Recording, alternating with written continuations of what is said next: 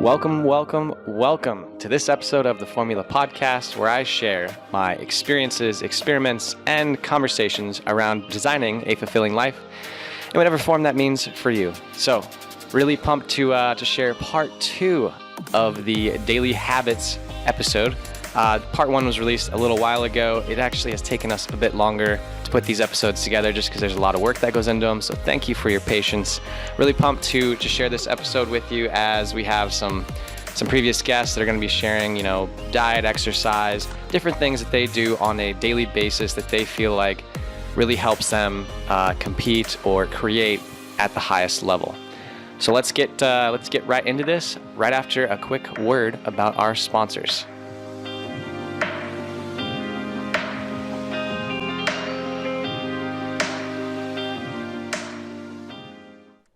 The first sponsor for this episode is Lady Boss. Lady Boss is a women's fitness and health company that really tries to provide as many resources as possible to help women live the healthiest lives possible. So if you want to check out some of their free resources, you can head on over to theformulapodcast.com's sponsored products page and click the link there to head to their website and see what types of different free guides and workout plans, stuff like that they have available for you. Now, our second sponsor for this episode is Liquid Web. If you've listened to any of our episodes about launching your own e-commerce company or an online business, they have these pre-made solutions for you that you can just go on over and sign up for. Now, if you check the show notes, they provided Formula Podcast listeners with a little bit of a coupon code, so you can just check out the show notes. I believe it's Formula 33. You get 33% off all Liquid Web products. So, big shout out to them for hooking us up. Now, let's get on with the show. All right, first up is my friend Colin Wright, who's going to share his habits for a successful day that he's learned from being a writer and world traveler for the better part of a decade. There's no consistent one. And that's been necessitated because of all the travel where I don't know what infrastructure I'll have. And in some places I go, there's the call to morning prayer at 5 a.m. every morning. And so that tends to wake me up. In other places like Iceland, people don't wake up until 10. So my schedule is very flexible.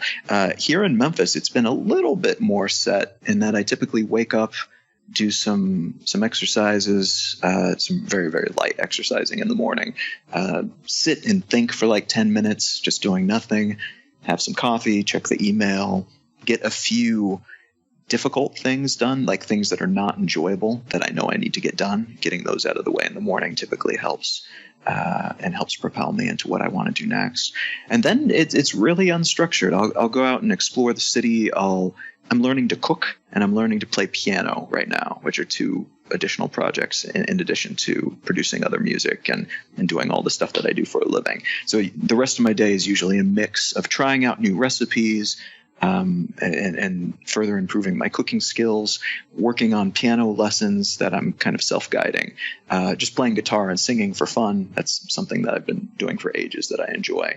And then some type of writing, some type of playing around on social media, seeing what I can share that might be valuable for people, reading a whole lot.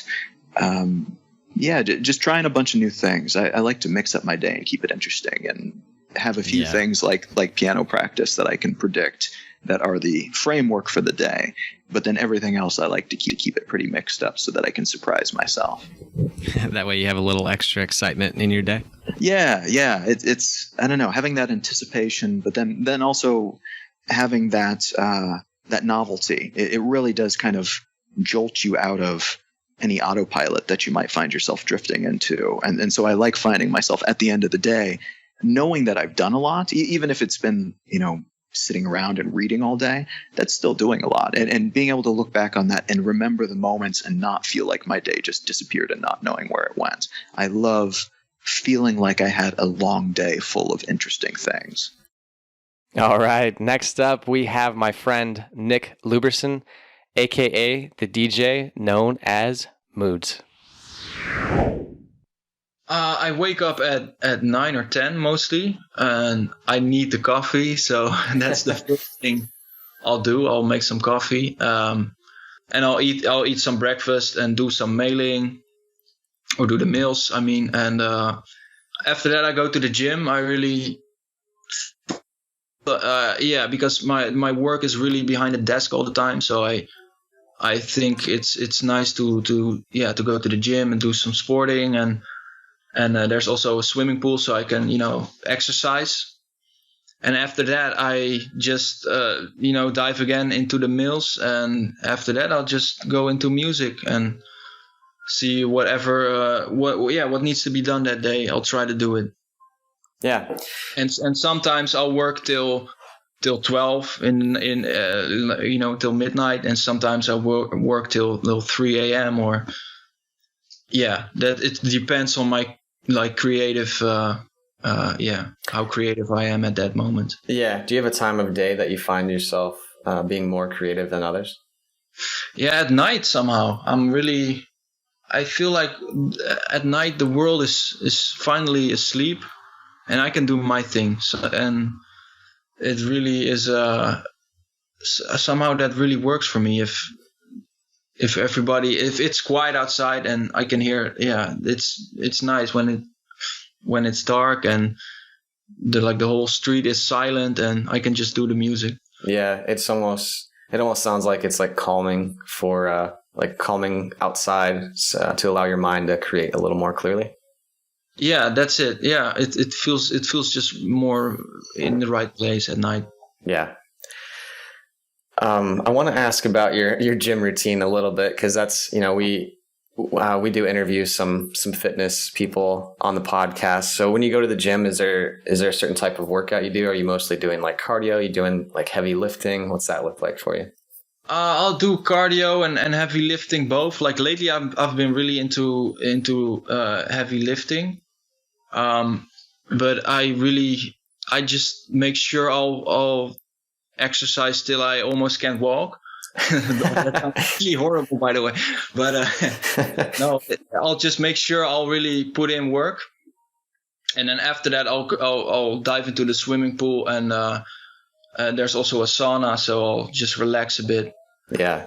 And I'm new to the fitness thing, so I've always been into sports, but the whole fitness part is new for me, so I don't really have like a well planned out routine, but it's just whatever makes me tired, I guess. This next guest is Andy Anderson, who is just an extraordinary athlete who's climbed Mount Everest and done a Leadman. He's going to share his habits for a successful day with you. So people use children as like, I have children, I'm so busy that I can't do things now.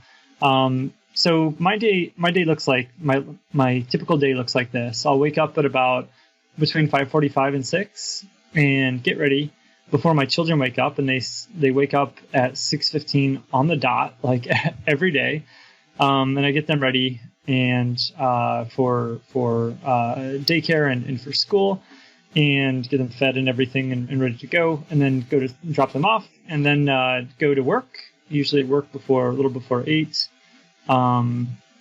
Work all day until about 3:30 or 4, and then hit a hard 1 to 1.5 hour workout, depending on when I can get out, and then go pick up the kids and cook dinner. Or like my wife is in China right now, so I'm single father and doing all this, and cook dinner and get them going and play and everything, and then put them to bed, and then maybe get a little bit more work done, and then go to bed myself. So I go to bed almost at the same time as my children, and then get up the next day and do it all over again. So it's not a lot of time to do other things. So I'm choosing to work out and run and ride my bike,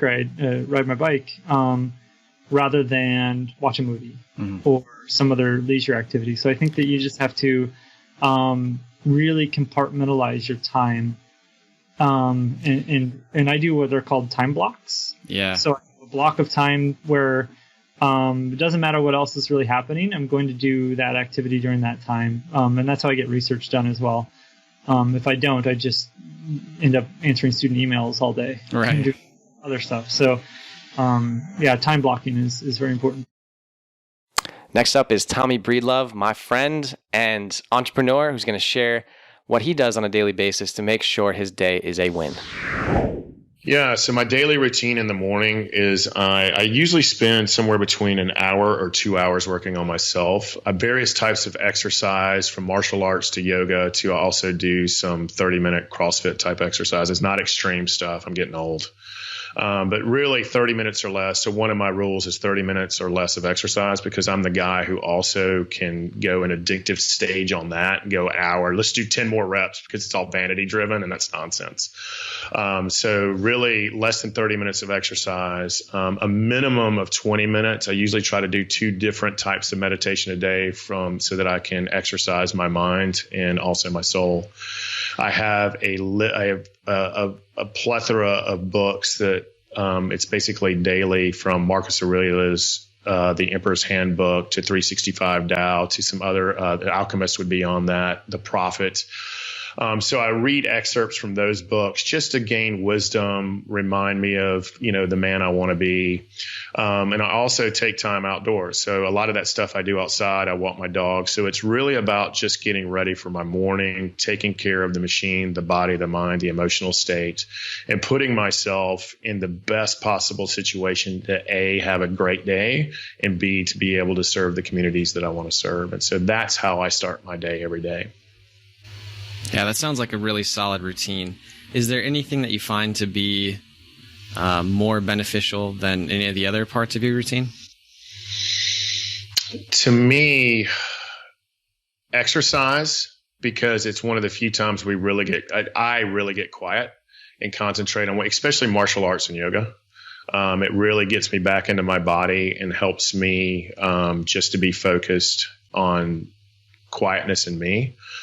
So that one's huge for me, and I would say meditation, because we talk about eating right and exercising our body, but I also think we have to exercise our mind and soul. And so I'm actually going to write a book, easy meditations for business people, from getting quiet before you send an email, to the big meeting, to walking, to just little things we can do to exercise our minds and our insides as well. And so I think between exercising your outside and exercising your mind and soul, I just think it's really huge for me. And I found it to be the most impactful things. And most of the guys I aspire, like I look up to, guys and gals, they all have a huge meditation routine. Mm-hmm. Yeah, sometimes it's just remembering to breathe. It's like, yeah, indeed. It's like, take a deep breath. It's like, okay, all right, I'm good. Yeah, not only taking a deep breath, but think about that. The thing we take for granted, our heart beating and our breath. That's the things that keep us alive. And just not only taking a deep breath, but just saying thank you and feeling it. Yeah. Gratitude's a feeling, man. And you're feeling, hey, thank you for breathing again, because it really keeps me alive. So yeah. All right. Next, we have my friend and host of the Perspective Collective or Perspective podcast, Scotty Russell, to share his daily habits for a creative, successful day. Daily routine. I kind of talked about it earlier, but everything starts the night before. I clean up. I set my schedule. I plan one big thing a day. And sometimes maybe it's 1 to 3, like maybe it's push the podcast live and tackle the beginnings of a client project. But since I do work a day job, at 7 a.m. I go to work, but I get up at usually 4:30 a.m. so I can grind for an hour and a half on what matters most in the day. When I have, I think I'm a night owl by default, but I feel like in the morning you have the most willpower. And so you can tackle those hardest tasks before you go through a whole day of being distracted and having all these things begging for your attention. It's the morning I get to just do my thing. No one else in the world is even up right now. And that's where I find I'm most productive. Then I do the day job. I put in some type of work in my 2 10-minute breaks. Maybe it's responding to people on social media. Maybe it's sending emails back to someone, or on my lunch, I'm doing some type of work. I go to the gym when I get done just to get my mind right, so I'm not an asshole. The gym and fitness is very important to me. And then I go home, maybe put another hour in, maybe 2 hours, and then, chill with the wife and cats. The wife and cats.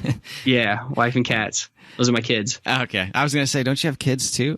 Nope. No kids, just cats. But those are my kids. I gotcha. Yeah, that's an interesting comment you made about the gym. I think the last episode I released with Tommy Breedlove from Atlanta, he was talking about exercise as well. He didn't say it didn't make him an asshole, but I can definitely relate to that too. If I'm not like breaking a sweat every day, it's just like, I feel like you understand when you can tell the difference. Mm-hmm. I like releasing dopamine.